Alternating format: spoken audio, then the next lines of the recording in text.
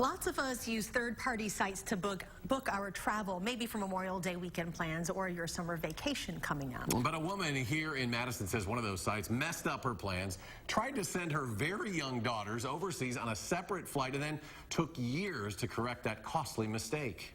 Leah Lynchide has some advice for us next time we book a flight online in tonight's Call for Action. I think I have It has been 3 years since Azmaret Adhanom, alongside her 3 daughters, this, and I here. flew back home to Ethiopia for her brother's wedding. You cannot skip wedding and funeral.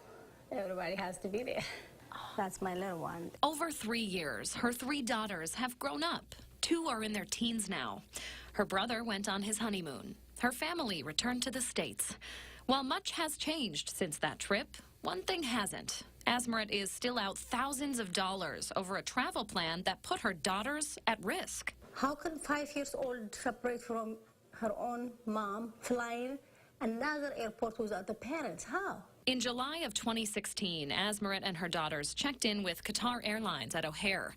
That's where she learned they hadn't been booked on the same flight. This is what they told her. You're 5 years old and you're 11 years old going to another airport. Me and my oldest daughter going to another airport. I was like, what? You know, I was so mad. Azmaret had booked her flights through Cheapo Air online. She says she even called multiple times to make sure things were in order. Her last option, to make sure her youngest daughters wouldn't fly overseas and into a different airport all alone, was to buy 2 more tickets on the spot. And it cost her $2,200. That $2,200 was supposed to be pocket money for me to spend over there, not to buy a ticket. What if she wouldn't have had the $2,200 to spend? Tiffany Schultz with the Better Business Bureau can relate to that panicked parent feeling. And I have 2 little ones too, and there's no way I would do whatever it takes to, get my kids on the same flight. I'm not putting them to a foreign country in a connecting airport. Absolutely not. But she doesn't necessarily suggest third-party travel sites are the problem. There's people that have great experiences through those third-party sites. There's Expedia, there's Booking.com, there's CheapCaribbean.com, CheapoAir.com. BBB hasn't had any complaints related to Cheapo. We checked with Wisconsin's DACCAP. It has 3, all listed as billing issues.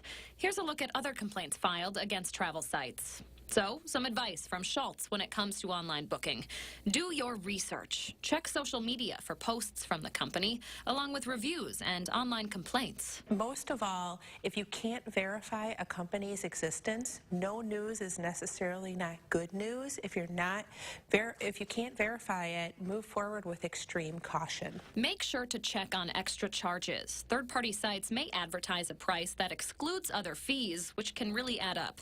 It's also not a bad idea to double-check a third party's deal with the airline's website, then book directly with the airline to avoid any problems with the middleman. I don't know what they want me to send. 3 years and no resolution for the thousands Azmaret lost through Cheapo. They say, oh, okay, we're going to give you the money, but you have to send us this, have to send us this. Until News 3 Now gave them a call. Just this week, the company agreed to pay Azmaret the $2,200 she'd spent through them, noting because the case was so old, employees struggled to find verification that she'd ever been on the flight. That's frustrating.